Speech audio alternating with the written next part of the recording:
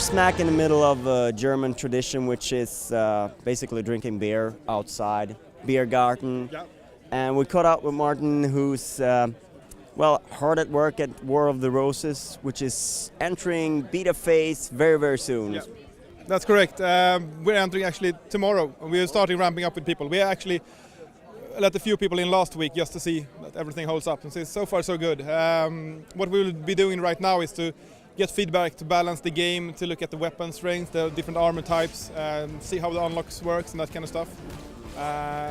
So are you letting players loose on the whole game, or are you giving them a little bite size to We are bite size. We start with different parts. We rotate the maps, so each day there's a new map. So we check them and see how it works. We have different player size, amount of players.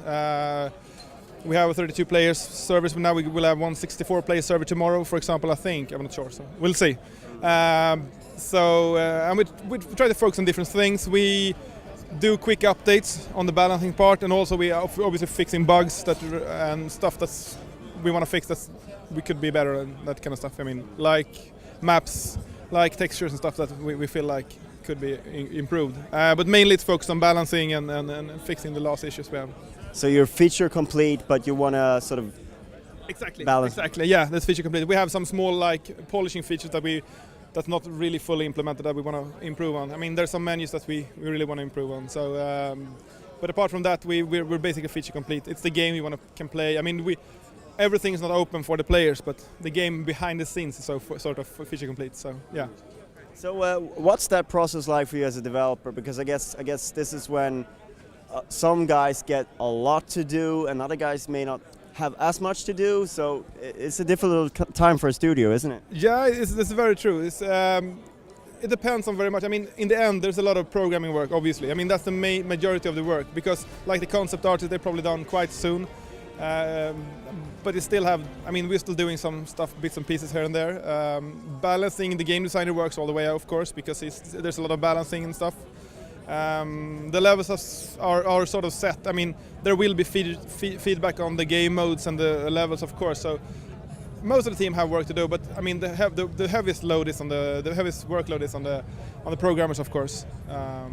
So they're working really, really hard to get the best out of the game, and it's very important as a producer to make sure that they focus on the right stuff, because after a long project, you get a bit of get a bit of tired, and you're working a bit of overtime, and it's important to stay focused. So and get feedback from the users as well, because then we can see, because they view it with new eyes. They start the game and give instant feedback, and it's important to filter the feedback as well, because it's some people may rage on something. I mean, some people say this class is overpowered, and somebody says this weapon is underpowered, and it could be. I mean, so we need to listen to them, but act in steps, so to speak. And then sort of, I guess it's also nice to get that view, because as a developer you tend to get a little bit blind when you're playing the game yourself, because you've been playing it for a long time, right? Yeah, for sure. I mean, that's obvious. It's very easy to get lost in development, so to speak. So you need the external input and feedback, because especially as you mentioned, as you play the game, even if you find a feature kind of hard to understand, it's very easy to overlook that as developers. It's very important that you get people say that, oh, I don't understand this feature. So basically what we can do as well is that we bring in focus groups to the office, and we see how they play, and we see if they use features, or and ask them afterwards, did you use the block, for example? Oh, some people didn't realize there was a block function, and then we need to maybe make it more obvious. So yeah. And obviously there's a roadmap ahead as well. What's the roadmap now? You're moving into beta. You want to release the game pretty soon, yep. And what's up next? I mean, obviously the release is the first thing, and after that we have a lot of content that we want to release. So we will be continuously working with the game, listen to feedback, update it with DLCs. There will be new armors, for example, new weapons, new maps, new game modes. I mean, it's an ongoing discussion with Paradox. We have a clear view where we want to go together. So. I can't give you more details about exactly the plan, but of course, I mean, but we want to continue work with the game. I mean, that's, as you spoke on before, that's the way you want to do with games. I mean, you want to continue to work on them. So yeah.